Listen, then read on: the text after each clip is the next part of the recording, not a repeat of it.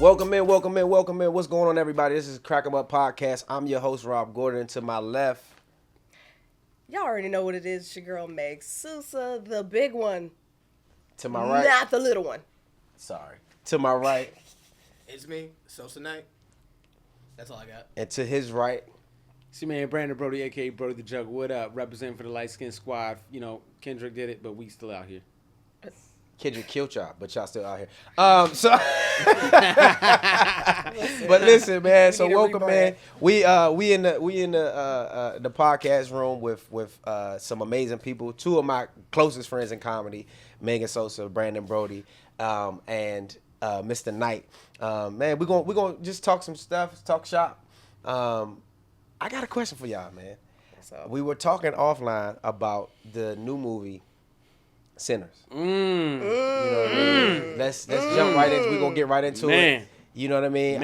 I don't want. No. Nichelle, come back. No. Let her. She don't want none of this smoke. She don't want to know anything about it. No, she. No. But we want to talk. No, she deserves. I'll tell you this before we even get into it. I'm gonna tell you the truth. We saw it. The first thing my best friend said when she got up, I was like, "How'd you like it?" She's like, "I loved it. I wish I wouldn't have read any of the reviews though." Yeah. Well, this ain't finna be a review. Yeah, but you don't want her to have no tea. No. But you want her to go in like blind. Let her go in blind. Okay. So let's do this. Blind. So let's talk about. Have you seen it? Yeah, I've seen it. Yeah. Okay, you seen it? Yeah, I've seen it. Okay, so we're gonna talk about it from a perspective because I still like when this comes out, some people might not still have seen it. So let's talk about it from a blanketed perspective and just kind of give non-spoiler for people that haven't seen the movie. If by this time it comes out, sometimes people don't watch movies for a year after. Yeah. But it was a phenomenal movie. To me, one of Ryan Coogler's best cinematic performances. Easily. And one of Michael B. Jordan's best acting performances. Michael A. Jordan and Michael B. Jordan. Yeah. There was so many Michael Jordans in that motherfucker. No. The way he was acting like the Michael Jordan. You know what I'm saying? For sure. It was good, man. What are y'all thoughts about it? You had a great analogy for it. I call that movie From Dusk to Django. You know what I'm saying? When y'all see it, y'all gonna understand the analogy. But I think that's the perfect way to sum that shit up. From Dusk to Django. You know, I'm a Tarantino fan, this nigga Ryan Coogler is giving him some pressure. You know what I'm saying? No, Ryan Coogler is showing us that he could do any genre. No, he could do any genre. He could do any genre, bro. He could do any genre. And you know, I was actually having this conversation yesterday, oddly enough, with my manager. They often try to lock black people into a box, right? You can either be, if you're in film, you are one type of director. You're action or you're comedy or you're, you know what I'm saying? Like whatever you are, you got to stay in that box. Even with talent. If you're a comic, you got to be a comedian. If you're a dramatic guy, you got to do drama. Like they try to lock you into a box.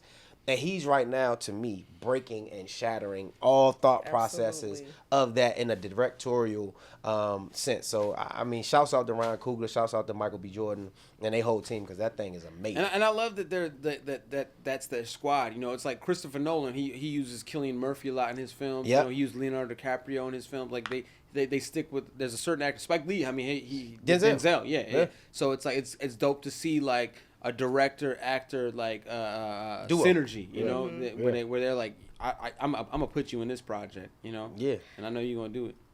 Well, we'll have to jump in. I have words. I have thoughts. You got Go thoughts ahead, and get words? them off. Go ahead. Amen. Uh-huh. So, you touched on something that I wanted to bounce off of when you were saying, you know, just like how black filmmakers can be put in certain boxes, right? Yeah, for sure. I'll just say overall, obviously, it's an amazing film.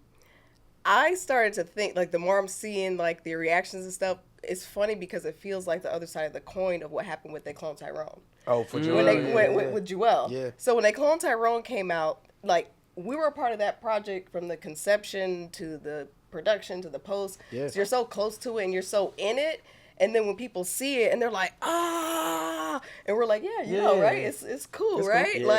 It was so much fun. And everyone's like, but you don't understand, right, you know? And then you see all the fan theories and like the fan art. And it's just like, wow, this is so amazing that it created this dialogue in our culture. And then just to see something so juxtaposed, right?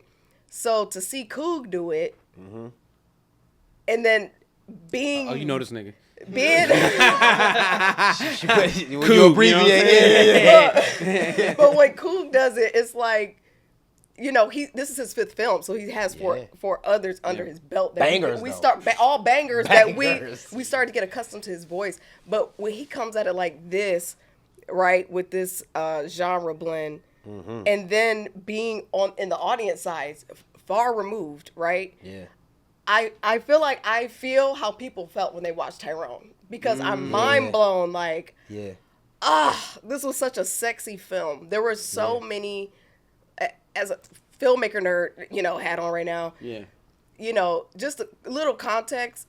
I met his producing partner and Coog when they were in film school at USC. I actually worked on projects with Sev at USC. So, like you said, that team. So this is like family. You know what I mean? Like watching them grow. Stephen Capel, the same thing. These are like our people. So to see them doing, it's like we all feel like we're winning. Let's say something though. Let's touch on something though. Your peoples is a GOAT though. Well, listen, I don't know Coog personally, like on a personal tip, but his brother could have fooled me. His brother, like no, I'm saying, but like his brother, but Jules, yeah, of course. I mean, this is too much tea, but of course, me personally and Jules, two different things. But his brother, like their whole family, like they're so cool and down to earth. So obviously, you're just like, I'm so proud to see you from film school to this, obviously Black Panther and everything in between, Creed 2, Creed 3, it's like, they kill it. It's like he's 5 for 5. Well, like, I used to go to he's this not bar, man. missing. That's hard. I used to go to this bar he's not missing. In Hollywood, man, called L Bar, man, and it was I remember there was this guy named Aaron Covington, right? And we was drinking buddies, you know what I mean? We hang out and talk shit and everything, and he said like, yeah, man, I'm working with my boy Ryan on this. It's like a Rocky reboot, and that shit became Creed, bro. Yeah. And he was always telling me about it. And I was like, you hear everyone talk about their LA stories and all that shit. Yeah. You'd be like, all right, whatever, nigga. And then that shit, I was like, yo. So that was my first, I guess Fruitvale was the first introduction. But then when he was talking about this, like, he was like, yeah, the dude did Fruitvale. I'm working with him on it. And I was like, oh, hey, cool. And I was like, yo. Well, I'm going to give y'all some film history real quick with Coog. Come on. He did a short film called Fig, which was his thesis at USC. I don't know if you guys can find it online. I don't know if it's available. Exactly. I don't know if it's available. Some of those theses, the USC will just keep them in their archive. So I'm not sure if it's online because it did the festivals, it did the whole thing. Yeah. But that was the moment where everybody saw Coog's vision for storytelling was just crazy. Like out the gate, like that's just like a Tupac just coming out the gate, and you're like, oh, he's already ready. Like this is different, So it just felt like this is your introduction to like and you had no idea like where he's going, and still we don't know where he's going. Even with dropping a banger like Sinners, where does he go from here? Like I can only imagine what his mind is like conjuring up. You can get yours off, but I'm thinking like he just in his early bag. Like that's you know how many joints. This is what I'm trying to say. Like, you know what I mean? That's what I'm saying. We don't know what's next. It's almost like as a comic. What's next? Like your first joke that's not even like you see somebody genius behind their joke. Like he getting warmed up. It's like hold on, he a genius. This is the pregame. Like this is what crazy. is the game? Like right. But honestly, like overall, like the movie was so damn dope. Everybody's performances were just top tier. It was just like I was just telling Rob off camera, like no spoilers, but there were just like the second half of the film, like I just wanted more because it was so fun, and like I got so excited, and I was like, like I need more of this universe. Well, I accepted. Like, I accepted the first part of what I thought the film was gonna be. I accepted that. I was like, oh, it's gonna be about this. It's a period piece. Right. There's gonna be some racism and then they type of turned shit. And that nigga said, nah, we going this way. And I was like, oh shit, I'm here for it. Yeah. Right. And then when you get off the ride, you're like again. Like I wanna hit. I loved it. I loved it so much. I'm not gonna lie. I wish he would have ended it differently because I wanted to see a part 2. Well, I think there's room for that. Here's the theory. Here's the theory. The brother's dead though. Nah, you spoiling. Damn. My bad. They don't know what the brother is. They don't know which brother. It's like 4 brothers in the movie. It is 4 It brothers. is like 5 It's brothers. mad brothers. It's like mad brothers. It's a lot of brothers. A lot of brothers. There's in the brothers. movie. And he's just saying that's a black brother. He's like, there's a brother. You know There's what I mean? brothers. Brother. But no, but what I'll say is, because I was about to spoil it my damn, so I was getting too excited. Sorry. Just think about the ending, No, right? you're good. Where the last scene, not the post-credit scenes, but the last scene. You know what they might do? Oh yeah, That's y'all what I'm don't- trying to that's tell what you. I'm saying. Like, it's gonna be- Take it's that, gonna- take that. Take that, the little, the that post credit last scene. No. And Oh yeah, the post. Yeah, and yeah. that's the next Yes. jump. We in Y'all, this there's- timeline now. Y'all, you there's know what I'm saying? There's 2 post-credit scenes, y'all. There's 2 post-credit scenes. So if you leave when them don't credits leave that roll, motherfucker, yeah. there's 2 post-credit You scenes. didn't see that? Yo, I want to explain what I saw. You but I saw don't wanna Sinner. spoil You it. didn't see Sinners. You know, Well, go ahead. You yeah. are tweaking. and then they walk in. You know what I'm Yeah. talking about with the hair? Yeah. That was the regular movie. Apparently, shit. Was that not the ending? No, that's it. Oh, okay. Okay, I seen it. No, you know where they might go? And this ain't spoiling it. They might go Blade, y'all. They might go Blade. That should piss me off. They turned Sinners to Blade. Honestly. Why not? Keep it original. Yeah, keep it Because original. honestly, that's like the great thing about Sinners. You know what I mean? Yeah. It's an original Fact. movie, original Yeah. film. Damn. Finally, That's what I'm true. saying. Like you don't really. Well, you're saying like in the spirit of Blade. No, But not- I are you feel saying like Blade it could itself? be Blade's son. You know what I'm saying? Like, Ah, Blade's cousin once removed. But they left enough like openness for that because Exactly. we saw the time period that was when they in that post credit scene. Yeah. So it's like, nigga, we're in 2025. They could do. That's what I'm they could saying. do There's the so much decades space of, yeah, in the between. Space, It's a lot. exactly. To show how that story would. Anyway, Cool, if you're listening, No, brother, we love you. I'm gonna be honest, I man. had to look it up. I Cool, if you listening out there, you did please, Nah, please get I the listened to Sinners 2 I didn't see the spinoff For sure, I need it. I need that. in the raps. We need that. The streets need that. My you man, feel Young me? Knight, he been waiting to jump. Come in. on, You Young know what Knight, I'm get saying? in there, Yeah, get in Young there. in the I've been wanting to game, talk yeah. about Come on, Sinners Soul all Side. day. You know what I mean? Because everyone I've seen, everyone that knows me hasn't seen Sinners yet. Yeah. But I'm just happy that Sinners made like vampires cool again. Right. Yeah. You know what I mean? Because like the last vampire movie I saw was Nosferatu. Oh, Nosferatu? That shit pissed me God. off. I Nosferatu. fucking hate that movie, dude. That movie sucked ass. I hadn't seen that, You but know I what I mean? heard So I it saw a is- lot of the original reviews about it. Nosferatu, that's like that's a film school type of joint. You know what I Yeah, mean? that's The original for sure original film Nosferatu. school. Yeah. The modern one's like a snuff film. Why was it so bad? Why you think it was bad? Why was it so bad? Why was it so bad? Because I saw a lot of people like not liking it. So why? So when I went to Nosferatu, right, going from the trailer, same with Sinners, I Yep. thought it was gonna be a movie about some cool badass guys fighting vampires. You know what I mean? Everything else can be a part of it, like how Dust to Dawn is. You know what I mean? Dust to Dawn. Yeah, you know what I mean? Yeah, vampires, people fighting. Nosferatu's just about like this old Dracula motherfucker, just like pussy hungry. He's just Yeah. pussy hungry. The whole movie. He's trying to For sure. fuck He's trying to one fuck, white yeah, girl. yeah, yeah. The whole Loki was a time- and then- rom-com. The rom-com. and then he keeps fucking her throughout the movie. Like he ghost fucks her first, and then he finally hits and dies. That's the end of the movie. Wait, what? No, for real. That's how the movie ends. Cat. You know what I mean? No. That's it. That's it. What's the premise of the movie? Right there. He You got wants it. to fuck. He really wants to fuck. He's like, I want to fuck So he's you. not like doing any vampiric No. hunting or anything like that. No. Wow, No. that's yeah, interesting. But yeah, no. So it was a vampire love story. Yeah. But there's no love in it. There's though. no love. It's just like just- a vampire. You know what I'm saying? Side joint story. Like a. This you know is what I so mean? weird. Now I gotta watch it just to Yeah, it's- verify. Yeah, it's crazy. Have y'all seen he's it? Not right. a It's- side joint Have y'all vampire. seen Interview with the Vampire? What is that? Who haven't? Brad Pitt and the and Brad Tom Pitt? Cruise? Old school Oh, yeah, joint, old dog. joint. Yeah. Thank you for bringing that back, Interview with the 'cause- Vampire, man. So What about Vampire in Brooklyn? hold on, time out. Eddie Murphy. Oh yeah. My time, my 30. You know what I'm saying? Hold on, turn your mic. My 30. Because we comics. And this is the Comedians podcast. So I kind of we talking movies. And we would sit around and talk this all day. But I got to kind of bring it into comedy a little bit. Man, fuck I'm going to let you get that off. Man, this is comedy. We talk about the vampires and the history of vampires. Vampire in Brooklyn, Yeah. a black ass, cool ass vampire. Yeah, Eddie played by Murphy Eddie was Murphy. that guy. So I love that Sinners brought back to your point that it made it cool. When I said a sexy film, That's what I mean. Like the shots, like the lighting, the mood, the cinematography. Like, the cinematography was amazing. The music, like yeah. I don't know. I just feel like that one scene. What kind of vampire you already know what scene I'm talking about. Oh Lord. That one scene. That one scene. Mm-hmm. Just give me the colors of it. Man. The music. There were so many. Fire.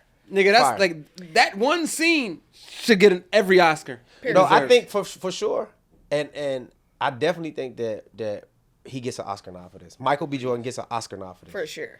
And Ryan Coogler gets an Oscar nod for this. And the composer, Luke Ludwig. Oh, Ludwig. Yeah, I ain't gonna lie.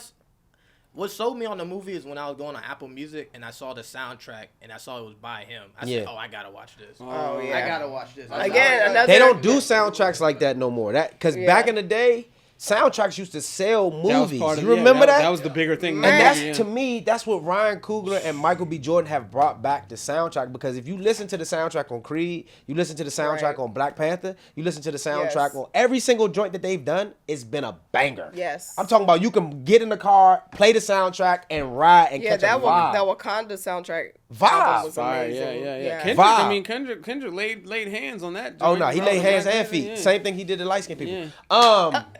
I just wanted to cover that. Damn. Yeah, he walked into it. I had to get him. All right, so to round this conversation off, then Rob, to honor you, not want to you want to get off movies. No, I love movies. We could do this all day, but I just want to bring it into. So let's bring it in. The you frame. Ready? Bring it into the frame. Frame us up. Let's frame it. Frame me up. You ready? Yeah, frame me. Let's do it. Go ahead. If we were vampires. Which we are. What type of vampire would you be? I'm gonna say it like this: as a comic, you are a vampire. Ooh. Because Expound.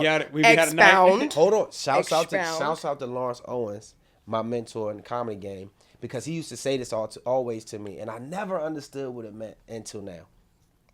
We're vampires because we're out at night, right? Mm-hmm. We all can agree that you hit that stage one night and you felt so good coming off that stage that you stay out till the sun come up, right? We chase the blood of the audience, right? That laughter, that tenacity, the intensity that we chase from that high, we chase it. So you on stages every night trying to find that. If you could be on stage every night, you out finding that blood. And the turn for us is to go into a movie, right? That's the turn for a vampire, to become a daywalker, if you may. That's the other side of it. Mm-hmm. But you're a vampire until you not. And you gonna always be a vampire. And you gotta be invited to the stage. You gotta be invited. Go onto the stage. No, you gotta be invited. Come into the stage. I'm welcome. I'm bringing this person up. Yep, you know you gotta be invited. Well, then next time, let me get some Fang grills. You know. Yeah, you gotta be invited. And comedy is one of those things that punchline. You know, other comics have to bless you in like a vampire. You got to get bid into this. I can see that. Like as a young comic, you can want to do comedy, but if they don't let you on stage, you ain't getting up. No. You going to get bumped. You know what I'm saying? So that's kind of the theory behind it. Like we are vampires because nobody. Okay, so then what understands what type of swaggy vampire would you be, or would you be an old school vampire that's just like chilling in the coffin? Nah, no coffin. Would you be like a hood vampire? Like what kind of right? And where would you source your blood? I mean, I'll go to the after hours for sure. We in LA. That's the best place to kick it. Being at the after hours, I would own the after hours. I already thought there was vampires there. You know what I mean? Sure. If you've been to an LA after hours, you'd be like, oh, these niggas are vampires. For sure. Like, for sure, they're sucking some blood in the bathroom. Can we open the door? For sure. I feel like that's the easiest way to get by in LA. Having an after hours, you own that joint, like Rob said, and you are literally just like, you know, like up with your peoples. You know? Like if I was a vampire, I'd probably be a club owner. You know what I'm saying? I would own the club. We can still do comedy. That's the dope part. Honestly, that would be kind of lit. That would be lit. And then it's like you come in the back to get your drugs, and you don't leave. Like, or you leave different. What kind of vampire would you be? Can vampires get sick? like get AIDS and shit? Nah, dog. That's crazy. I would be in the hospital then. I'd be like, yo, that's wild. You be a doctor? The vampire bit the wrong person, yo. Like, yo, like an old person. An HIV positive vampire nigga. That's crazy. Wait, you was sourced from the old people's home? Yeah. Is that what you said? Oh, come Ain't on. nobody caring about that. No, because what they you about to said go was anyway. smart. You just said, you were saying like a blood bank. But their blood's gonna be tart, nigga. You want that Tart? sweet young blood, yo. You want that sweet young blood. Nah, That's a good point. He gonna be in there turning old people. Would you season your now blood? they living longer. I'd have to season my blood. season Yeah, it? But here's the because you know question. that white girl blood's gonna hit different. You know what I'm saying? That black girl blood's gonna be I had so to carry food. around. you gonna I'm gonna be carry black on around black lemon. crime. I'm gonna carry around lemon pepper. I'm gonna have some paprika on deck. You know what I'm saying? Like, hey, let me like, ha. Yeah, let me. That's so messed up. I honestly, for me, I feel like I would try to be like a vegan vampire. How you gonna be a vegan vampire? You gonna die. The fuck you talking about? How yo? you gonna be a vegan vampire? She's What does that eating even look like? impossible blood? Right, What the fuck you talking You impossible, bro. I feel a sketch brewing from that. So let's table Vegan vampire. the vegan vampire. I can't do it. Y'all don't got a salad? Like, get the fuck out of here. But look, I will You gonna die. No, I would be a vegan vampire, and I would have to have. Come on, Wackula. Look, I would have to have a blood replacement like almond milk. Oh my That's god. hilarious. Blood to survive as a vampire, you just crave it. But what do they need? What do they mean, though? No, don't they be dying? Nah, that's how they die. I mean, how that's they die? Can you do a quick Google search and make sure that's valid? Cause like, I don't know. It's based on like, okay, We got to see what the folklore say. vampires need blood. You know how? Look, I'm gonna say this. They crave it, about but the I movie thought they Sinners. because they be hungry. They were like, I'm gonna say According this. to No. You good. You good. Walking away. It's so good that you walk away from the theater like, this shit got to be real. You know what I'm saying? Like, I walk away from some movies, you like, this shit real, huh? They be Right. doing this, don't they? You know what I mean? You really sitting there like, yo, this might have happened. This out might there. have really This might have fucking happened. happened. This nigga Ryan Coogler found A real tapped story. into A real a story. You know what I mean?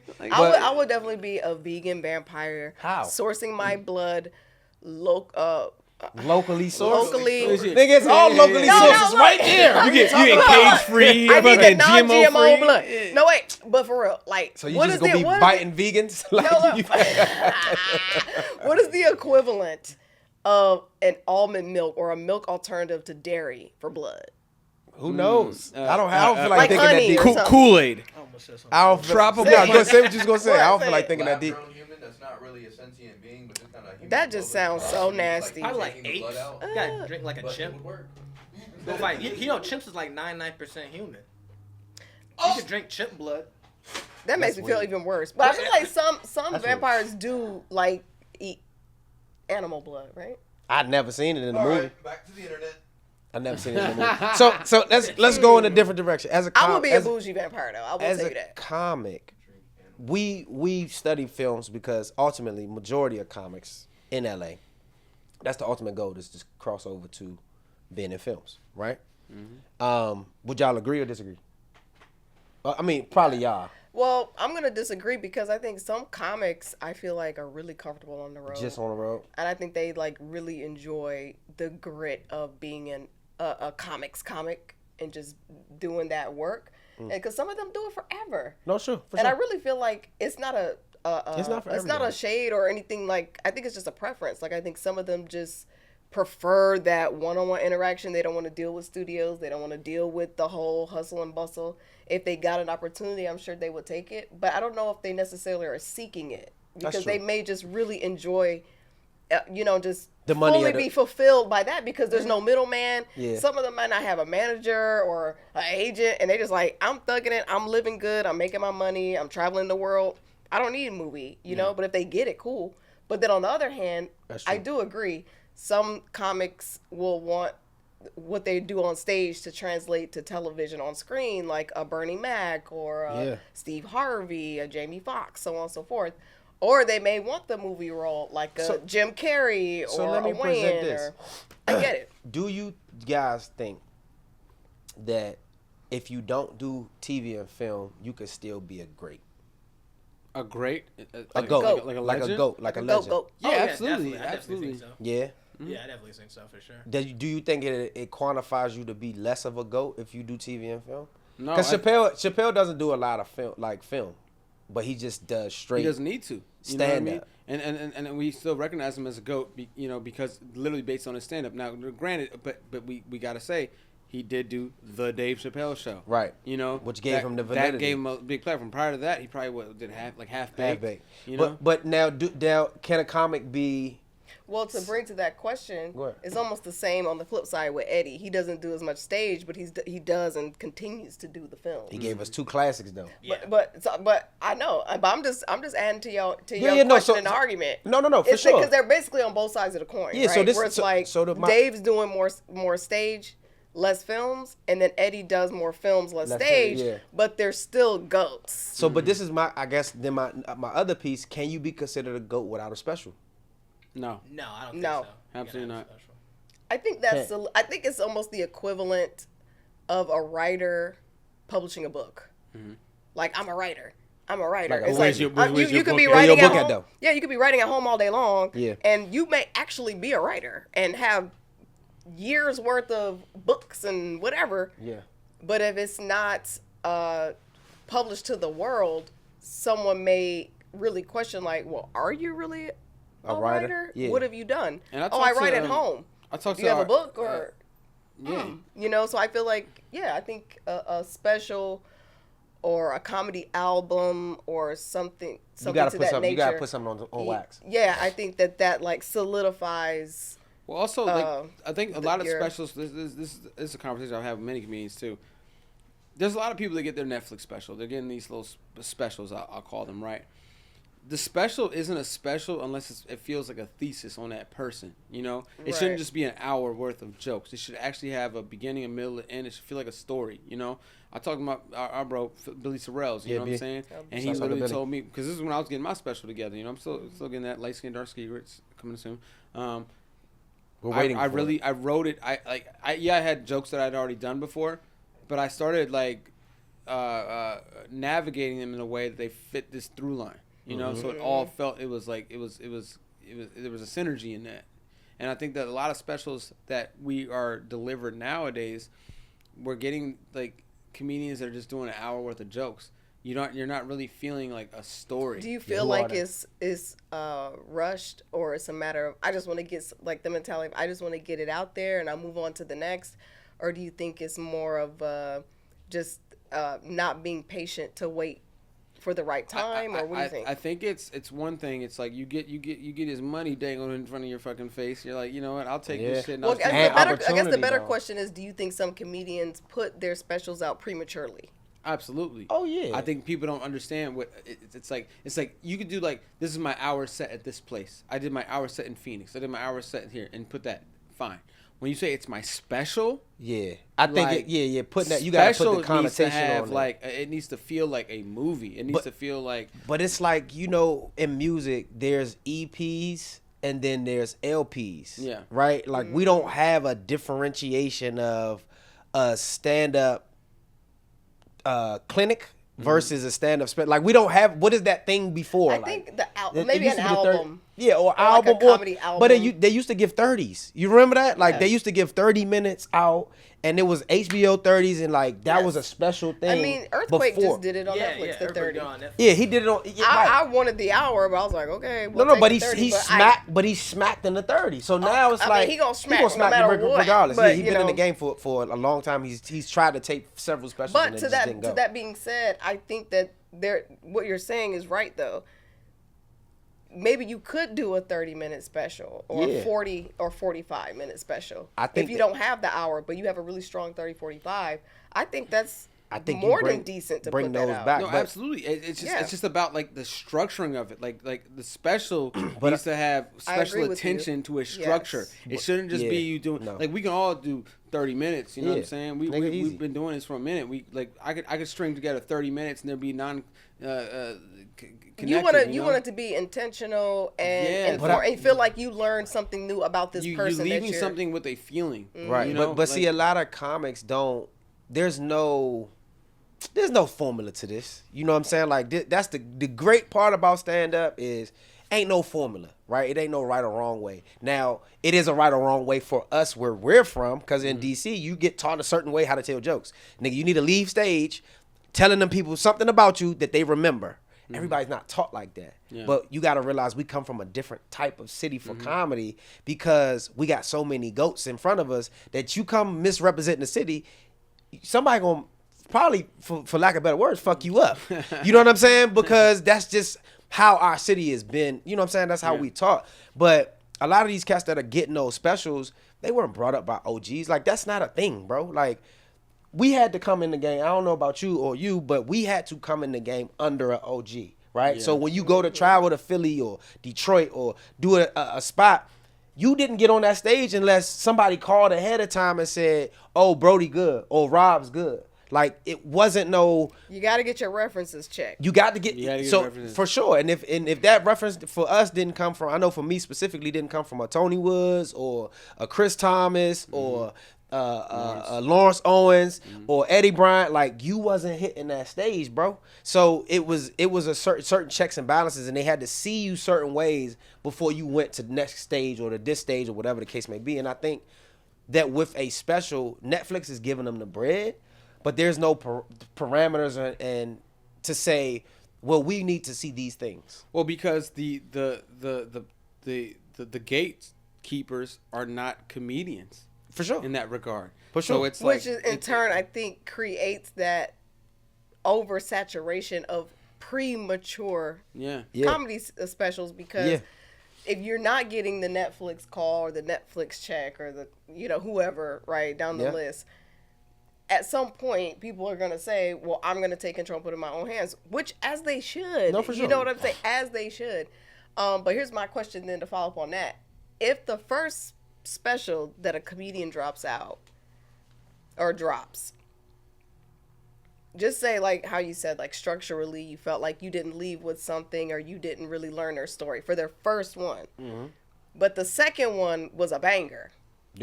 Your first one ain't gonna be the greatest anyway. The second one is a banger. Do you feel like it still solidifies them even if the first one didn't come out the gate? Absolutely. I think because I think as a comedian, it's like what are we working for, right? What are we working towards?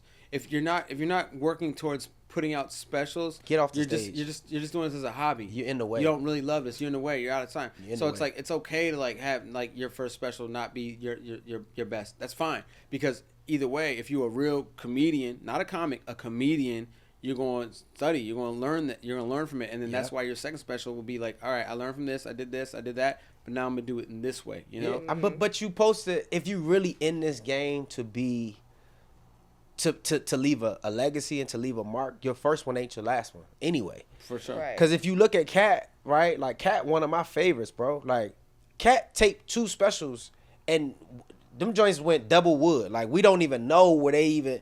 But then when he did Pimpin'. I mean, Catpocalypse was the first one, I think. It was Catpocalypse. He took both of them jokes and mashed them up. And that joint, out of here. You know what I'm saying? So sometimes you got to do the first one and get it off, because you got to feel what that feel like. Like, to do an hour, bro, like, people don't understand. To do an hour special, it's a formula in that. Yes. Damn what you saying. It's a formula on how to properly do a special. Low key, I'm going to tell you what.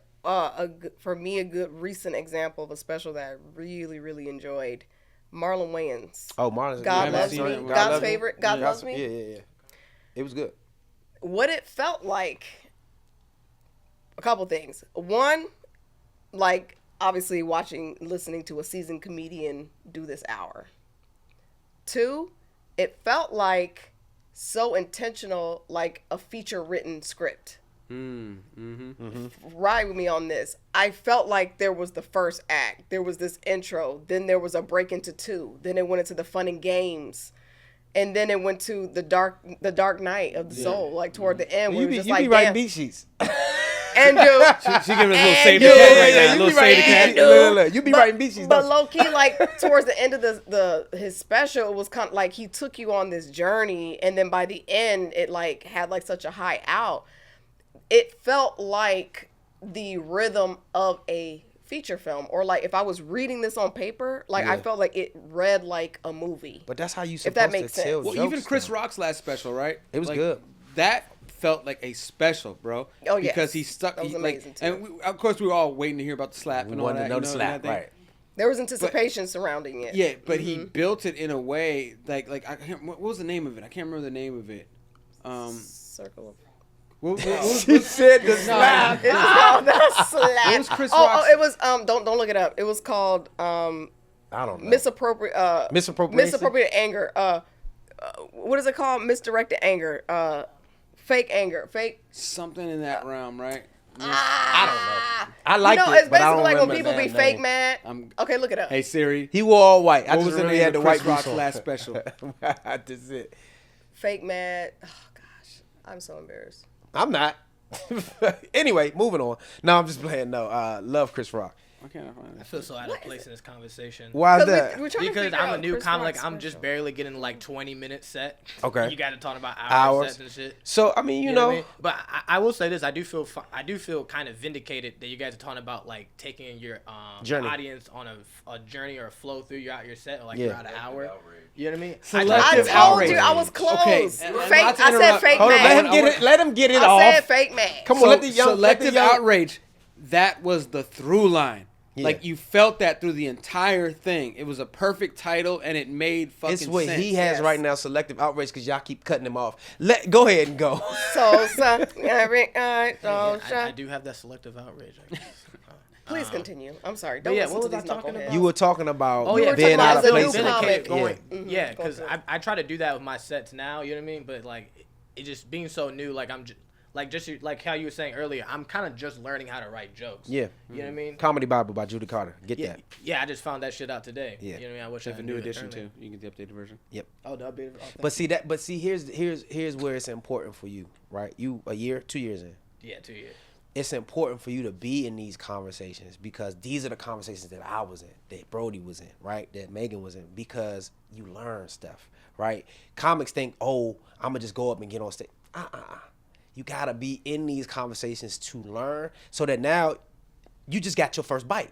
This is what I'm saying. Like, you a vampire now, you know, because when you in it, you like, oh shoot, I didn't know that. I didn't know this or that. I didn't. So now you go back and you do your research. Now you becoming now you're a comic. And your brain literally, like, it's so weird. I tell a lot of comedians this. It's like, before being a comic and after being a comic, your brain literally evolves into another type of brain. For sure. Where Your you're brain literally is just looking a whole you, joke. You look at the world like Everything's everything joke. is like a joke. is potentially a Everything's joke. a freaking You're joke. always looking at like potential material. You're looking at things in a writer standpoint. You're not. It's weird. You're not change. seeing the world in the change. same way. You Your know lens why? changes. Because I think back to the vampire analogy. It's where am I sourcing my blood? Yeah. Is it this crazy lady in the Walmart line? Is it this guy that just cut me off while I was trying to park? Yep. Like, you know what I'm saying? You're looking For material. Do you remember at your all brain times. before doing comedy and after? Yeah. I feel like it's I weird, feel right? like this is a severance.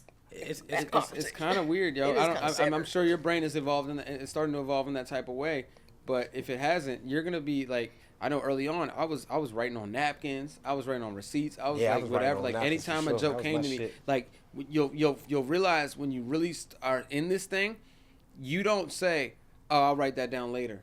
You Worst write thing it right you can then. do. As soon as Write the it joke down. comes Worst in, thing you can do. you'll pull over and write that joint down Oh, because yeah, it's yeah. like you don't know when the joke's gonna come, but you don't want to lose it. Oh yeah, I mean, well, when I started doing comedy, I felt like the opposite. It didn't feel like my brain evolved. It felt like it was like finally a sign in life going. You found it. The way your brain works, it's cool the way it works. You don't gotta change nothing. Yeah. Like I felt vindicated as a person when I started doing comedy, cause I always look at everything like a joke. Like I'm kind of like, I don't know, I'm kind of retarded, I guess. You know what I mean? No. I'm Nah, gonna tell you I what it is. like, I am. I'm kind of retarded. Like, Because I just be honestly, sitting there. the real tea is that, you know, what is that name? The double mask, the drama and the laugh mask. Oh, the tragedy in comedy? Yes. That- What it is, and because I'm kind of the same the way my brain works too, right? Like I was the class clown at school in the yearbook. Like I'm the funny. Like my brain just worked that way because not that I went through anything crazy traumatic in my life or anything, but it was a way to cover up. As kids, you're growing up, you have your own insecurities and emotions that you're trying to hide. So I was the funny kid right, on the outside to hide what I was really feeling like behind. So in a way, a lot of people do it not even knowing or not having the courage to step into comedy. But a lot of us do that. Like there's something going on behind, and then everything, no matter what's going on, we're gonna find the comedy in it, and we're just this class clown everywhere we go. And some of us turn it into a career, and some people are just, you know, funny bartenders or the funny guy in the barbershop or whatever. So the fact that you already had that and can acknowledge that is really like already stepping, you know what I'm saying? Like, oh yeah, but the thing is, like, what I was trying to say is, like, I was opposite. I was always super serious. Like, I was like, I can see why. Like, I was not the class clown. You know what I mean? I was always super serious, always on time.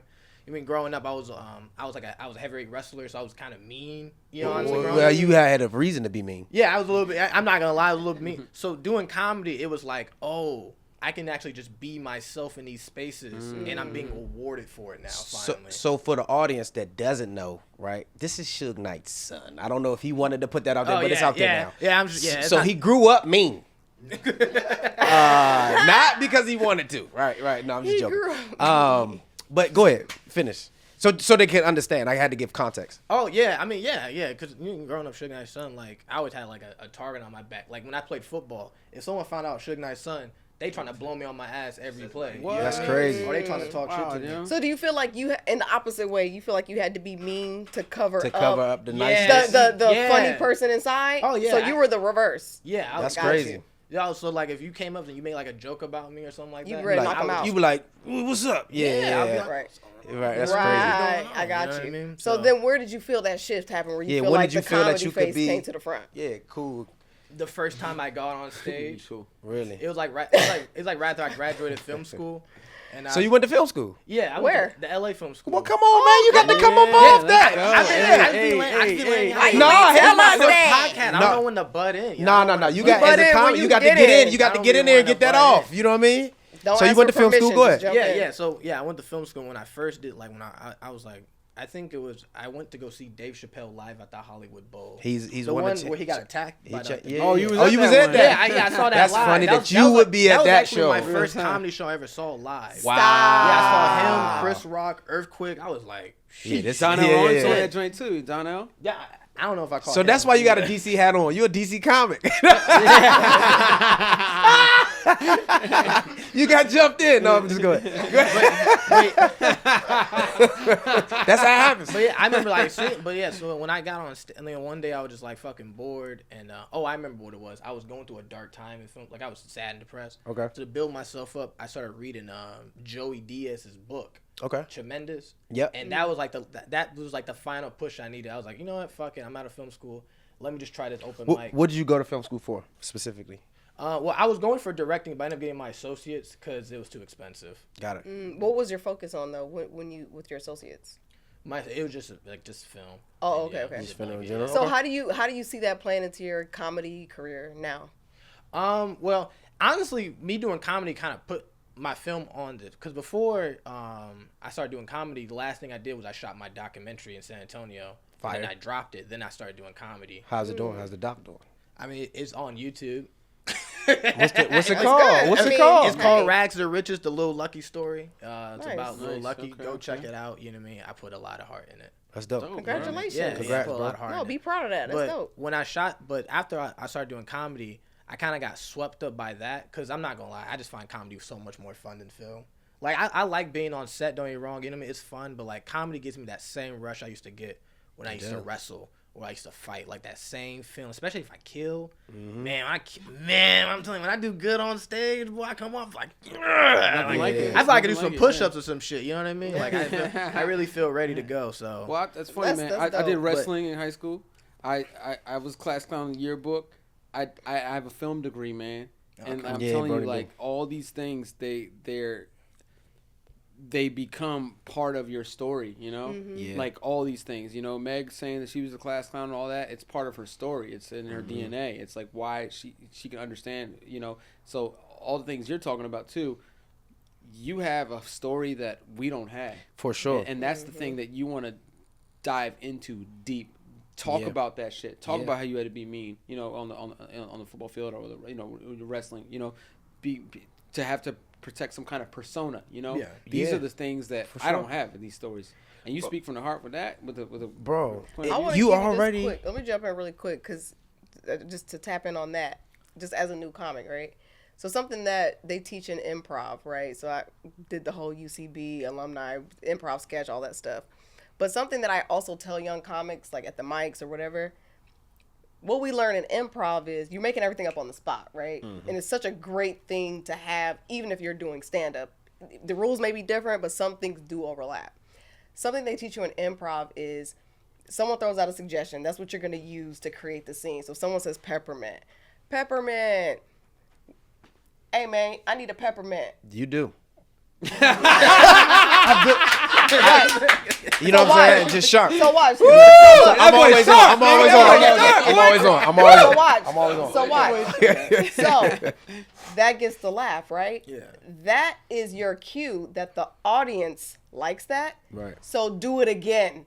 So to continue the scene, you give me the peppermint. Well, I got the peppermint to give to you because you needed it, but I just need to make sure that you understood that your breath was talking. But I needed you to take the initiative to grab the peppermint. Now y'all both offering. The scene is y'all both offering each other peppermint. Well, I think you need a peppermint too. I think you need a peppermint. Now you're starting to build the story on the laugh because when the first thing the audience laughs at, but mind you, if he said that and y'all didn't laugh, we would have to keep going until that laugh comes, and then when that laugh comes, you're like, oh, that's what y'all like? We gonna keep doing that, and then that becomes the game. The game in improv. Yep. So in a joke format, is like when you're sharing your stories and going through your joke material, especially like if there's anything about your dad or like how you used to be mean, all that stuff. As you're working it through, just pay attention. Record your sets, even if it's just audio, whatever the case. Pay attention to where you're getting the pops, because where you're getting those pops, you're probably gonna dive into that a little bit more. Oh, they like when I talk about my dad. Maybe I should talk about my dad a little bit more, you know, because I'm sure you got some act outs in there and some things that are people wouldn't know. Like everybody, you know, I'm just throwing something because I obviously don't know your father at all. So this is just an example. You know, everybody thinks my dad is this mean guy, but what they don't know is that he cried during Lion King. Every time you watch Lion King, this guy's crying. He loves Peach Cobbler. Well, whatever the case is, right? You give them this piece of humanity that they don't know about your dad. That's maybe really silly or really offbeat. And that, but. To add to what she's saying, because that was going to kind of go into what I was saying, like you're walking history, bro. Like we don't get an opportunity to take an inside deep dive into who Suge was. We know this negative side of Suge, right? Yeah. But I know the human side of Suge. Like I told you, that was the best night of my life. Not because what he made me do, but tell the story again. Quick story. So I was hanging out in LA. So I'm hanging out in LA. I run into Suge. So I left this part out. So I ran into Suge at a celebrity basketball game. So back in the day, celebrity basketball games, you know, that used to be the shit. So Floyd used to do a celebrity basketball game all the time in LA. And it used to be crazy, right? Floyd Mayweather? Floyd Mayweather. Okay, we just saying names like niggas know. He like, you know, Floyd. The one at the y'all niggas. Y'all niggas are besties. Floyd? Yeah, right. So Floyd, shouts out to Floyd. So Floyd, he used to throw a basketball game. So I met your dad sitting courtside telling jokes, right? So he took, man, you funny, man, I love you, man. Whenever you in LA, nigga, you call me, right? It's more like this, but you know, shut your ass up. It's more down here. You acting like y'all shoulder to shoulder, nigga. Y'all was anyway, fuck this boy, hey little nigga, fuck you, nigga. So to add insult to injury, that was actually the last time that I saw Q from World Star. Q was at the game. So I'm gonna tell you, I got real history. So anyway, I meet your dad that night. I fly back to DC. I come back to LA. I'm standing in line at Playhouse. Night. It was a dope night. Everybody going in. This is one of Jay's first nights actually DJing at Playhouse. Jay who? Murphy. Okay. I'm standing in line. Just regular. I don't want no, treatment, whatever. He sees me. I go, yo, Suge, what up? Little nigga, get your ass over here. You walking in with me. So I'm like, all right. Right? So he don't have no entourage. He goes in by himself. This nigga Rob said, period. I'm like, all right, bet. He like, we get to the table. It's me and him. He like, nigga, what you drinking? I'm like, this act out is sending me.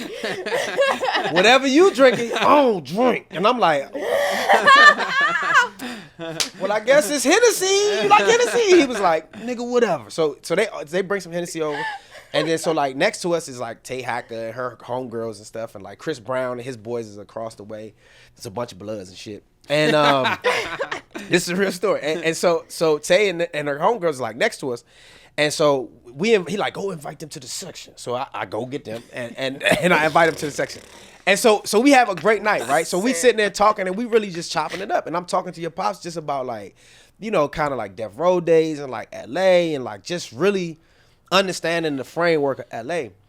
And man, he just shared some real stuff with me. He was like, man, just never lose. This is what your father told me. He said, never lose yourself in this game. He said, because, you know, people will give you everything you want just to tear you down. That was the first time I ever heard that. I'm like, damn. Like, say that one more time for the people in the back. He said, be careful because this game will give you everything you want just to tear you down. And I said, damn. And I said, that's some real shit. And so he was like, nigga, take my number, text me. So I was like, oh, okay, nigga, I'm gonna take your number. So anyway, it was great because he shared some real, and he shared some other things that I shared with you off camera, but he shared some real stuff with me, and I was like, damn, like that was the first time that I had an encounter with a legend, like a real legend who had really done some legendary stuff and seen and done some legendary things with some legendary people and created legendary people. And I was like, damn, this is really like Hollywood. Mm-hmm. What year did this happen? This had to have been 2013. Oh yeah, he was on bullshit time then. It was 2013. It was 2013. Why do you say bullshit time? Why do you say that? Cause that nigga was on bullshit time. 2013. Yeah, it was 2013. That's when my dad was an asshole. He was nice to me. He was nice to you. He was an asshole to me. Now, maybe that was that boy. Maybe that's what it was, nigga. Get him drunk. Like, I'm like, nigga. Come back drunk from the club. But yeah, my dad definitely dropped some knowledge. I just wish he took his own advice, honestly. Yeah, you know what I'm saying? Like, Like, that's the case with everybody, though. Yeah, but we all got good advice that we don't take. You know what I mean? It just, I always feel a certain type of way about it because it's like he was uniquely so high in the record. You know, if you don't know, you know, he was $370 million in the bank in the 90s. Yeah, that's the same amount the niggas on Shark Tank have now. And Suge was rich. Yeah, you know what I mean. And now we're here. Right. No, that guy he pulled up. You know what I mean? It was like a red rose. Does your dad support your comedy, or does he come see you? Oh no, he really pull up. Well, I mean, he's in prison. jail. Yeah, no, Meg, have you seen the news? Are you on Earth? Are you? He is down at the border as we speak. Yeah, no, he's locked up. That nigga been locked up for a long time. Like, I'm so sorry, y'all. Wait, because I think he might have went to jail in 2013. 2013. He went to jail when I was like the craziest 10 years thing, old. bro. The craziest thing about that story is he went to jail probably like 6 months after we had that conversation. Oddly enough, and I seen it in the news. I was like, God damn. But he went shortly that summer. He went that summer. That was like, had it been like December? It was cold outside.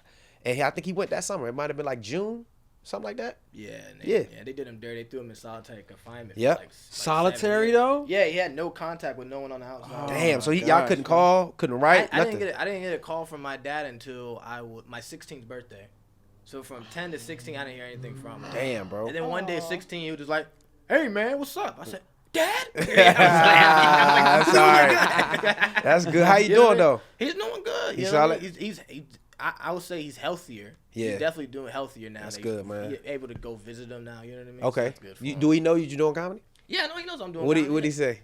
He was happy to hear I was doing comedy. He's like, "That's what's up, man." Yeah, that's right, bro. Hey, you know my dad. He's a fucking jokester. Joke, you know man. I He mean? got like, joke. People don't know that Suge is funny for real.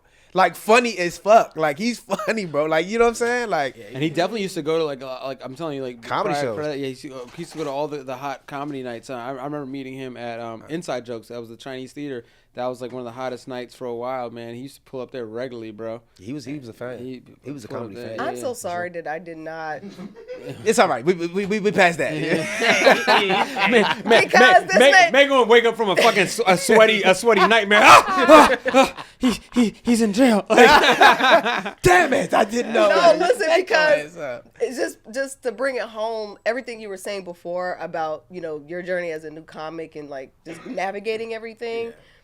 And, like Rob was saying, it's like, talk about your dad on stage and stuff. And I'm like, oh, yeah, like, honestly, I don't know where I was in 2013 when he went to prison. Nah, I don't know. And honestly, I feel like I knew he was there, but I thought he got out. But you know, it's just so much media noise. So I sometimes not up on everything. It's all good. So I didn't know that, and I'm sorry about that. But to that being said, I'm just thinking about everything you said beforehand, like being in school and like all this stuff. Yeah, what was it like? You know what I mean? Like bring us into that world, bro. I mean, shit. When he went to jail, we fled LA. Yeah. He like left me. Like that's when. So where'd you grow up? I grew up in Inglewood. Right off of Hyde Park where the DMV is in LA. I know exactly which DMV. When he went to jail, we moved to Arizona to Surprise, which is like a small town. The town is called Surprise? Yeah, it's called Surprise. Nigga, that's hilarious. Talk about that on stage. That's hilarious, bro. Talk about that on stage. Nigga, what? Hey, I want y'all to move to Surprise. I ain't gonna lie. You need to write that down and talk about that on I'm gonna be stage. honest, man. Surprise was fucking amazing. Don't dude. forget, It was- you need to talk about that. You can't call your town Surprise if it ain't lit out that motherfucker. Underway, yeah. How surprised? It's kind of mid. You know what I And mean? you get there and it's like, surprise. You're like, it's not the surprise. This is not the surprise view. This is not the surprise. No. But that really, that's like, that's that rich material that you should definitely bring to the stage. Oh my God. That's a joke right. That's your joke right there. And I'm going to give you one more tidbit that a legend gave me. My dad called me. My dad went to jail, and then we moved to Surprise. No, that's the name of the town. Like, you know what I mean? And guess where we moved? Surprise. Yes. No, that's the name That's of the the town. name of the town. It's actually called Nigga, Surprise.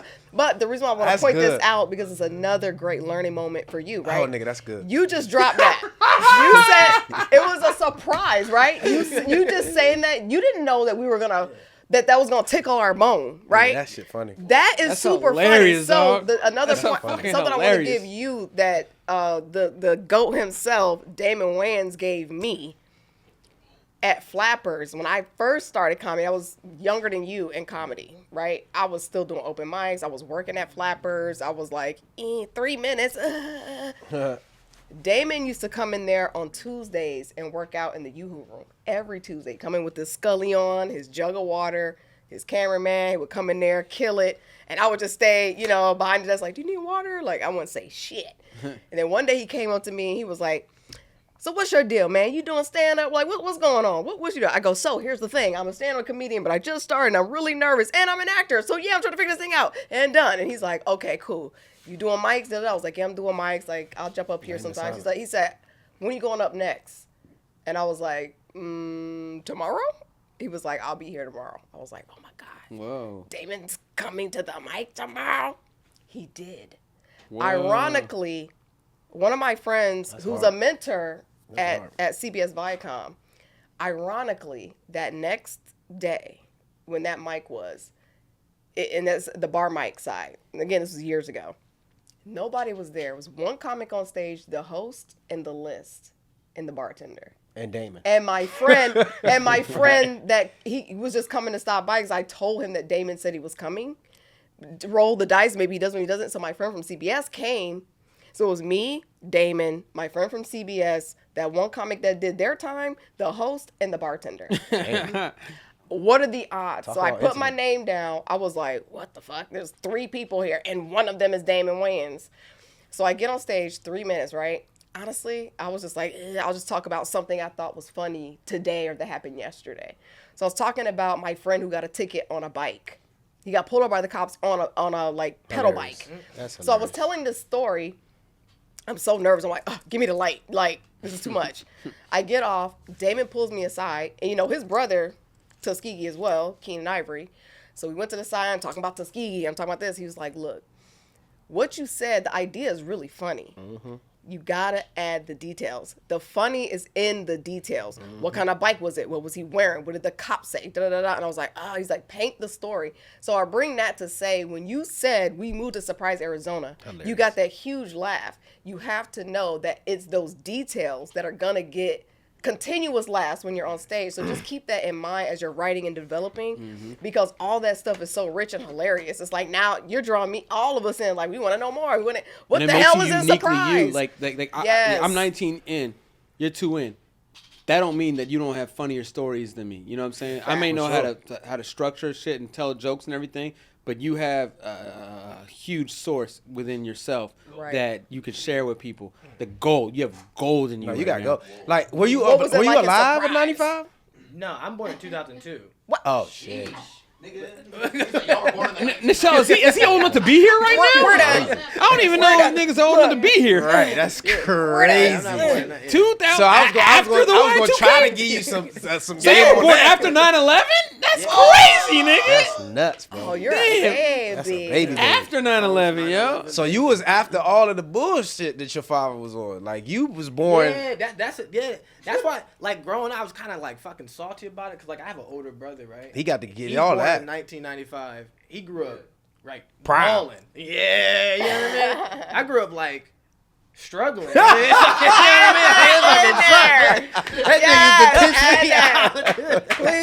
that used to make me like fuck this. You was there when all the money was gone. That's why he got that Washington D.C. hat. You know how they give kids in Somalia the motherfucking Super Bowl loser shirts. You know what I'm saying? This nigga here's the Washington D.C. hat. I'm not from D.C. Fuck it, nigga. I need a hat.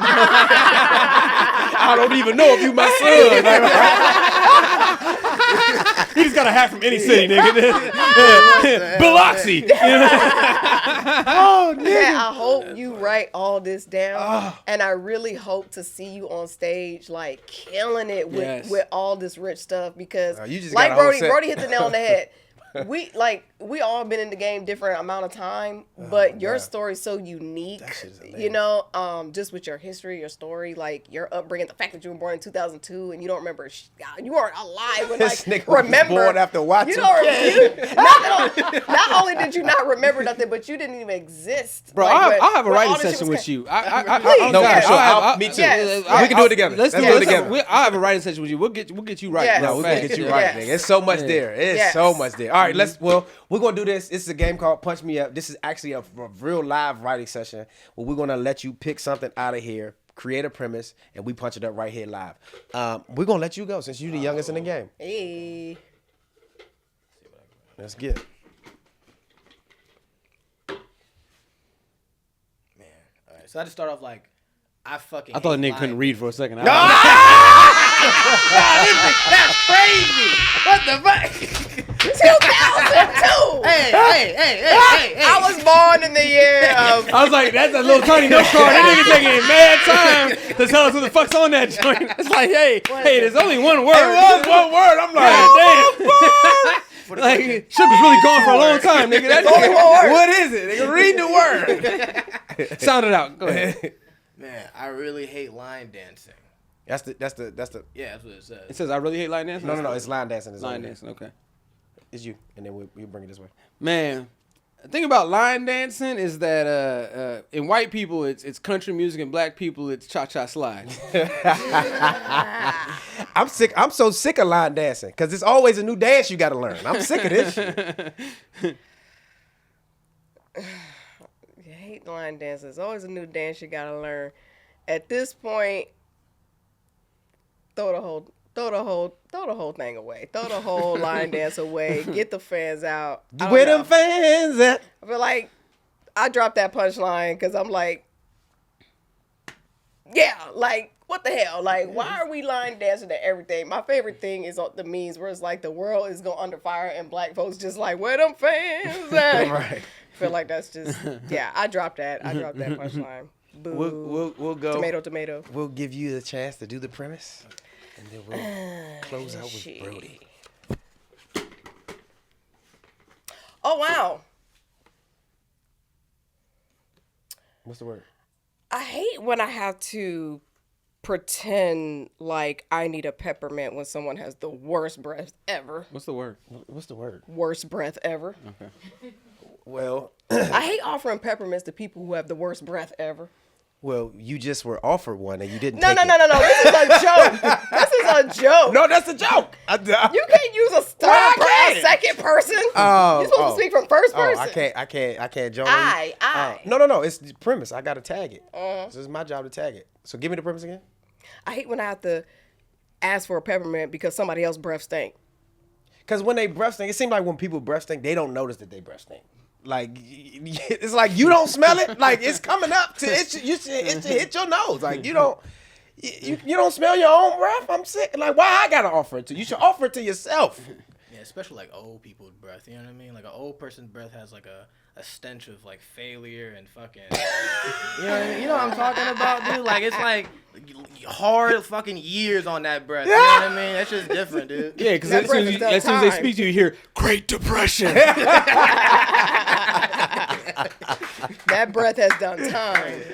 Oh man, this has been the Crack 'em Up podcast. I'm your host Rob Gordon. To my left, it's your girl Megs, Yo Megs on Instagram and everything. Y'all know what it is. To my right, it's Sosa Night. You can follow me at Instagram Sosa.e. You said at Instagram? Hold on. At Instagram, nigga, that's how you say it. No, that ain't it. That ain't it. Fix it on Instagram. Oh, on Instagram. Oh, I was thinking like at, like you know the at, like yeah, at. Yeah, on Instagram at. You gonna make niggas say at Instagram and then your name after that, like your name is Instagram and well, if they do that, that's their fucking fault. Dude. You're stupid enough to put Instagram. So yeah. Editor, cut that shit out. Yeah, get his shit right. Get them together. Let's get it clean. And second take. Oh, you can find me at damn, I was about to do it again. You can do it again. Just follow my Instagram, Sosa.e night. There you go. You sounded like your daddy right there. Follow my Instagram. right. Go ahead, Brody. People scared, like, I better follow him. What's up? It's your man, Brandon Brody, a.k.a. Brody the Joker, Brody the Joker on all social media platforms. Man, you can follow me. It's Rob Gordon. Thank y'all for tuning in. Peace and love. Good night. Wait, before we leave, make sure you all follow Crackemupcomedy on Instagram. Yes. Crackemupcomedy, crackemupthurs, Crackemup podcast, Crackemup Chicago, Crackemup. Just follow the Crackemup comedy, and then you gonna see all the Crackemup. So make sure y'all hit that follow, subscribe to Crackemup comedy for all things Crackemup. But don't do crack. And don't make sure you continue to say crack M, because if you just put crack, it will not show it will not show a completely different profile. You have to put no, I'm serious. If you just search on Instagram looking for Crackemup page, you have to put crack and then the E to crackem. Because if you just stop at crack, you're not going to get the show. You're looking for drugs. Yeah, you're not going to get the show. But Crackemup. You're looking for drugs. We don't have that on Instagram. Yeah, so it's been a pleasure, man. Next time, make sure y'all like, subscribe, tune in.